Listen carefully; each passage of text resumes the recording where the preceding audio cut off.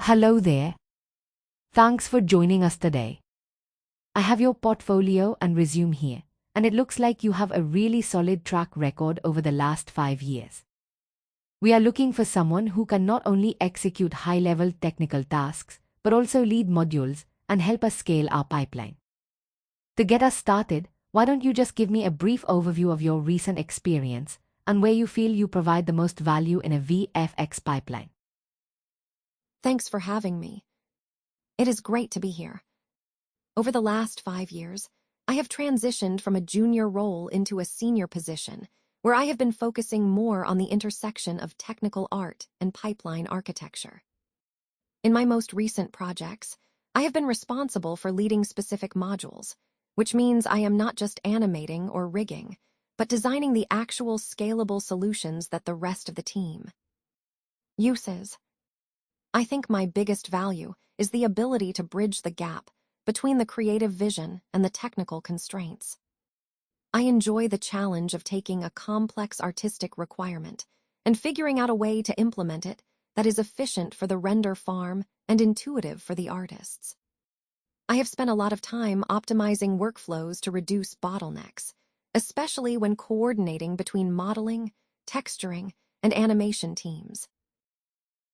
That sounds like exactly what we need. Let's dive into some of the technical fundamentals first, just to get a feel for your approach. I want to start with something simple. In your experience, how do you typically utilize null objects in a complex animation scene, and why are they so critical for organization? Null objects are essentially the invisible glue of a scene. Technically, they are non-rendering placeholders that serve as control points. I use them primarily to create a hierarchy of transformation. Instead of animating a complex object directly, which can lead to a lot of messy keyframes if you need to make a global adjustment, I parent the object to a null. This allows me to manipulate the group, or the reference point, without affecting the individual transformations of the objects themselves. For example, if I am working on a complex camera move, I might use a series of nested nulls to create a pivot point far away from the camera, allowing for a smooth orbital rotation. They are also indispensable for constraints. If I need multiple objects to follow a specific target, I point them all to a single null.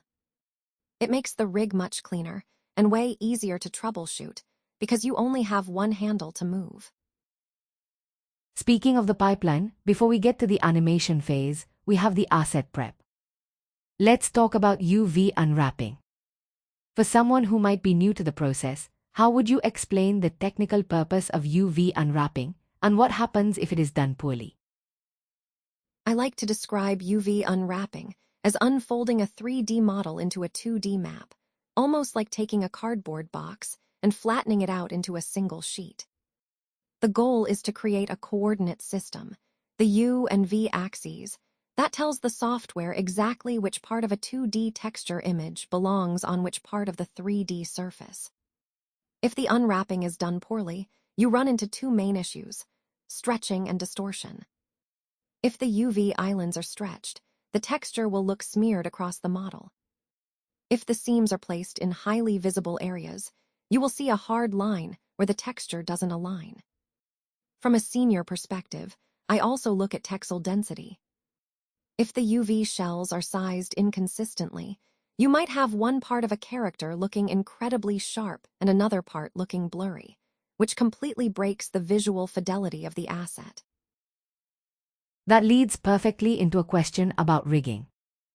When you are preparing a model for animation, you have to build the rig. Could you walk me through your general process for preparing a model so it is actually ready for an animator to touch? Preparing a model is all about anticipation. First, I do a technical audit of the geometry. I check for non-manifold edges, overlapping vertices, or any n-gons that might cause shading artifacts or weird collapses during deformation. Once the mesh is clean, I build the skeleton. This involves placing the joints in a way that mimics real-world anatomy or the specific mechanical requirements of the object. The critical part here is the weight painting, or skinning. I ensure that each vertex is assigned to the correct bone with a smooth gradient, so that when a joint bends, the mesh doesn't collapse or pinch. I also implement corrective blend shapes for areas like elbows or knees, where simple skinning usually fails. Finally, I always run a stress test. I'll push the rig to its extreme limits to see where the mesh breaks, and then I refine the weights or add helper joints to keep the volume consistent. You mentioned the skinning. Just for the sake of clarity in the interview, how do you distinguish between rigging and skinning when you are explaining the workflow to a junior artist? I usually tell them that rigging is building the puppet's internal structure, while skinning is making the puppet's skin stick to that structure. Rigging is the logic and the mechanics. It is the creation of the bones, the constraints, the IK handles, and the control curves that the animator actually interacts with. Skinning is the process of binding the 3D mesh to those bones. Without rigging, you have no way to move the model efficiently. Without skinning, you have a skeleton moving inside a statue, but the statue itself stays frozen. Rigging is the architecture, skinning is the deformation. Let's talk about those controls. Can you explain the concept of inverse kinematics or IK and give me a scenario where you would choose IK over forward kinematics? In forward kinematics, or FK, the movement is hierarchical. If you want to move a hand, you first rotate the shoulder, then the elbow, then the wrist. It is great for arcs and sweeping motions, but it is tedious for positioning. Inverse kinematics flips that logic.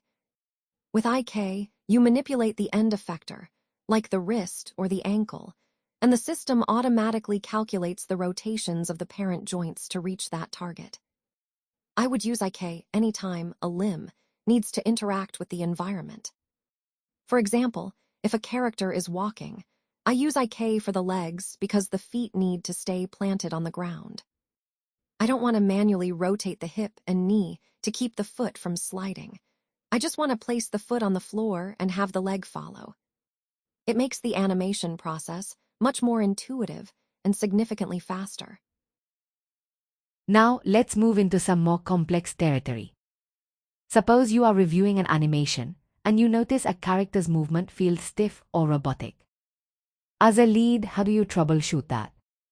What are you looking for in the curves and the rig?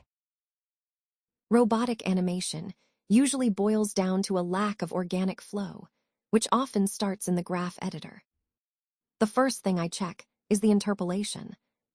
Linear interpolation creates those abrupt, mechanical starts and stops.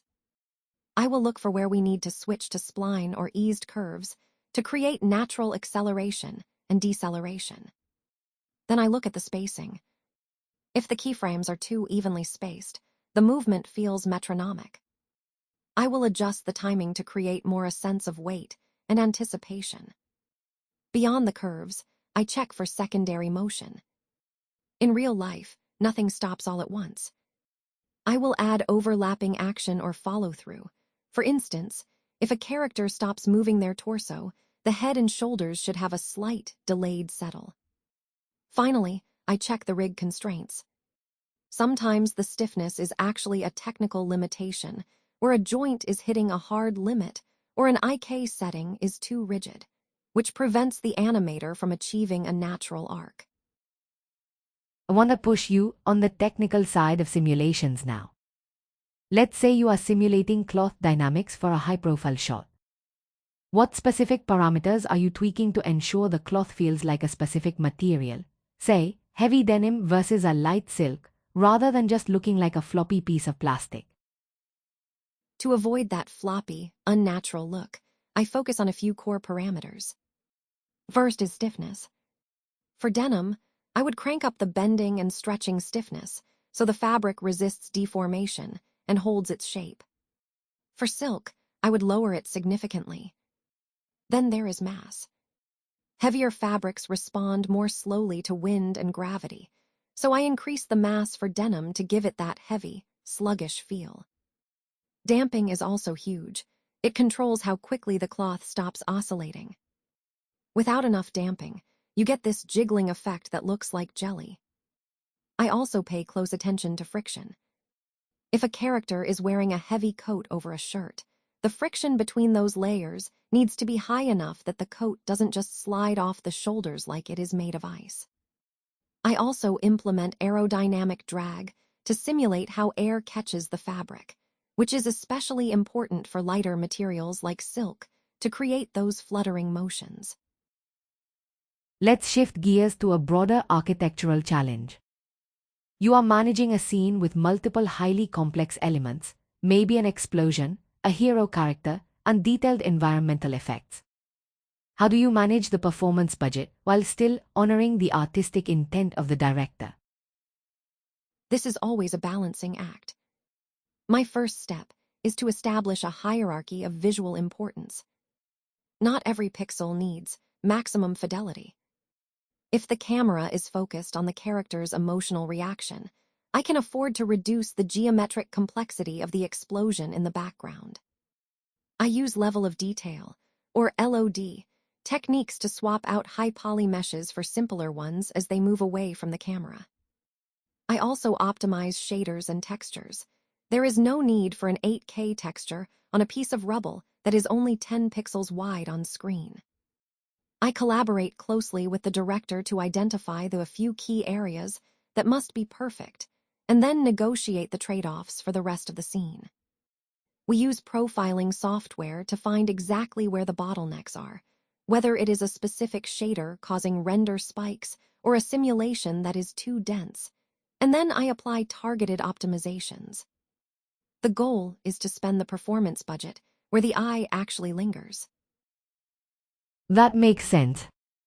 Now, imagine you have a shot that requires a massive crowd of background extras. You cannot render every single character individually without killing the render farm. What does your pipeline look like for achieving a believable crowd efficiently?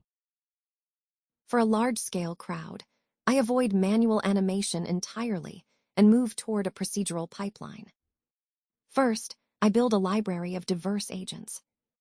I create a few base models and then use a randomization system to vary their clothing, body types, and textures so the audience doesn't see the same person repeating.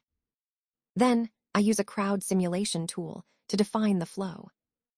Instead of animating individuals, I define behaviors, like walk, idle, or panic, and give the agents a target destination. The simulation handles the pathfinding and collision avoidance. To keep the render times manageable, I rely heavily on instancing and geometry caching.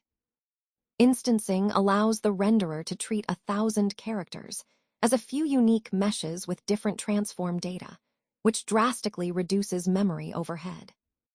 Finally, I might render the crowd in separate passes or layers and use compositing to blend them into the main scene, allowing us to tweak the lighting and color of the crowd without having to re-render the hero elements. You mentioned behavioral logic in crowds. Let's take that a step further. How would you conceptualize a system for crowd dynamics that needs to react organically to an unforeseen off-screen event, like a sudden loud noise or a crash? To make that feel organic, you need a perception system layered over the procedural movement. I would implement a trigger-based logic where the agents have a sense of hearing or sight. When an event occurs off-screen, the system emits a signal that the agents detect based on their proximity to the source. I would then implement a hierarchy of responses based on personality traits. For example, some agents might have a high panic value, so they immediately turn and flee. Others might have a curiosity trait, causing them to stop and look toward the sound. To avoid a synchronized, robotic reaction where everyone turns at the same frame, I introduce a random delay in the response time. This creates a ripple effect through the crowd, which is much more realistic. Finally, the pathfinding needs to update dynamically. As the panic spreads, the agents should naturally jostle and push, creating emergent behaviors that feel spontaneous rather than scripted. Let's get a bit more technical. I want to talk about compute shaders. In a complex VFX environment, how do you analyze the trade-offs between using GPU compute shaders versus CPU compute shaders? The choice really comes down to the nature of the data and the complexity of the logic. GPUs are designed for massive parallelism. If I am simulating millions of particles, or a fluid simulation where the same mathematical operation is being applied to every single point, the GPU is the obvious choice because of its sheer throughput. However, GPUs struggle with complex branching. If my simulation requires a lot of if-else statements or recursive logic, the GPU performance can tank because of warp divergence. CPUs are much better at irregular workloads, like complex collision detection or procedural generation, that requires deep logic and dynamic memory allocation. The CPU has better flexibility and a more sophisticated cache system for sequential tasks. In a production environment, I usually try to offload the heavy, repetitive math to the GPU and keep the high-level control logic and complex decision-making on the CPU. The bottleneck is often memory bandwidth, so I have to be careful about how often I am moving data between the two. That is a great technical breakdown. Now moving to rendering, specifically volumes. Rendering detailed smoke plumes is notoriously difficult. What are the primary technical limitations you face there, and what creative workarounds do you use to keep the shot on schedule? The biggest limitation with volumes is the memory and the computational cost of light scattering.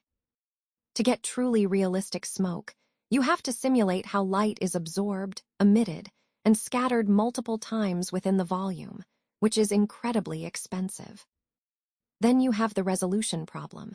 If your voxel grid is too low, you get aliasing and blocky artifacts. If it is too high, your render times skyrocket and you might run out of VRAM.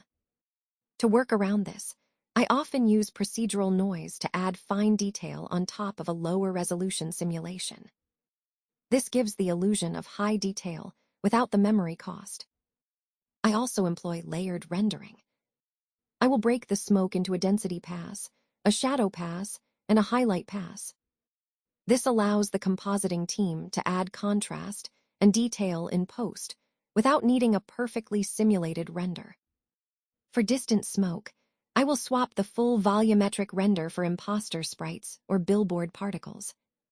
It is a way of cheating the system, giving the viewer the visual fidelity they expect without calculating every single voxel. You've mentioned visual fidelity a few times. For a junior artist, the distinction between geometric fidelity and visual fidelity might be blurry. How do you define the two? I explain it as the difference between the structure and the surface. Geometric fidelity is all about the accuracy of the 3D mesh.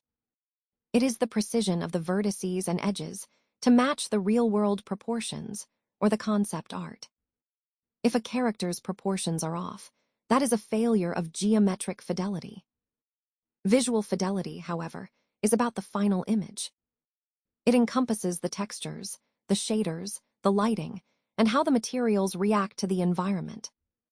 You can actually have a model with relatively low geometric fidelity, like a low-poly background building. That has incredibly high visual fidelity because the textures and lighting are so well executed that the eye is fooled into seeing detail that isn't actually in the geometry. Let's talk about the big picture. In a large-scale sequence with dozens of shots, you often run into issues with inter-shot consistency. What does that mean specifically in a VFX context, and how do you manage it across a team? Intershot consistency is the art of making sure that the visual elements, lighting, color, and asset appearance, remain uniform across the entire sequence. If a character's jacket is a certain shade of red in shot 1, but looks slightly more orange in shot 2, the audience might not consciously notice it, but it breaks the immersion. In a large team, this is a huge challenge because different artists are working on different shots at different times. To manage this, I implement shared reference libraries and a rigorous lighting template system. I make sure everyone is using the same HDRI and light rigs. I also advocate for regular cross-department reviews. Instead of artists working in silos, we do group reviews where we play shots back to back. This allows us to spot inconsistencies early. I also use automated tools for version control, ensuring that if a texture is updated for one shot, it propagates to all other shots using that asset. I want to go back to the procedural side of things. Suppose you have a procedural, infinite element, like a continuous stream of fire or smoke, that needs to be integrated into a fixed camera perspective. How do you do that without creating visible seams or obvious repetitions? That requires a combination of smart noise and coordinate mapping.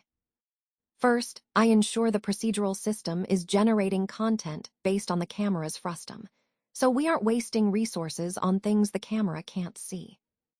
To avoid seams, I use seamless tiling textures and noise-based algorithms, like Perlin or Whirly noise, which create natural, non-repeating patterns.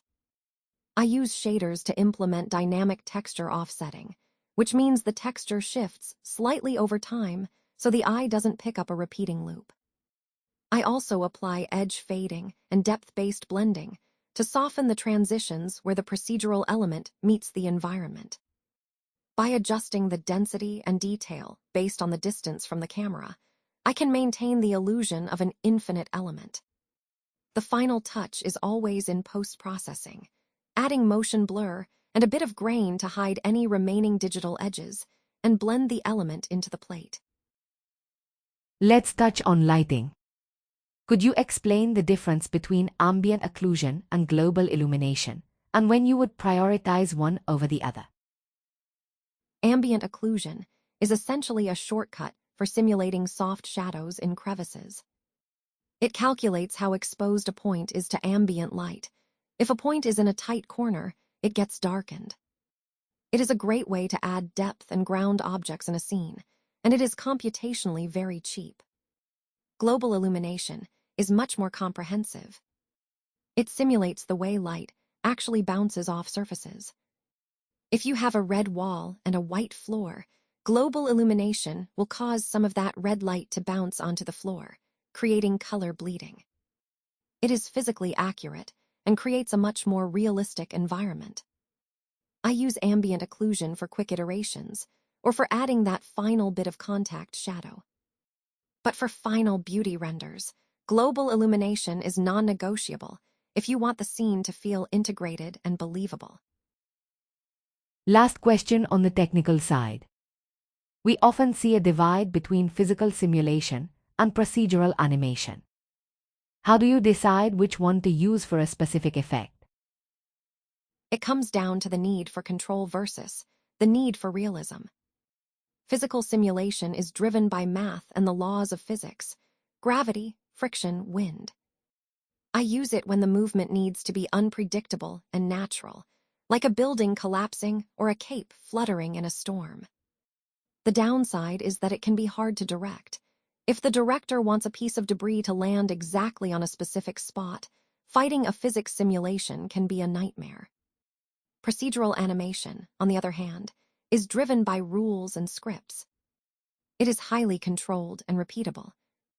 If I need a character to walk a specific path or a plant to grow in a specific pattern, I use procedural animation. It allows me to design the motion precisely. In many of my senior roles, I actually combine them. I might use a physical simulation for the base movement and then layer procedural corrections on top to steer the result toward the artistic goal.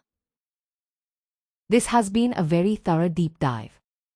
You clearly have a strong grip on both the granular technical details and the high-level pipeline management. Before we wrap up, do you have any questions for us about the role or the team's current challenges? I do. I am curious about how your team currently handles the handoff between the animation and lighting departments. Given the scale of your recent projects, are you finding that the bottleneck is more in the technical optimization of the assets or in the creative iteration cycle? I have found in the past that streamlining that specific transition can save a lot of render time, and I would love to know if that is something you are looking to improve. That is a very perceptive question. We are actually struggling with exactly that right now. The iteration cycle is taking longer than we'd like because of some legacy bottlenecks in our asset handoff. It sounds like your experience would be very applicable here. Well, I think we have plenty to go on. We will be in touch shortly with the next steps. Thanks for your time today. Thank you. I look forward to hearing from you.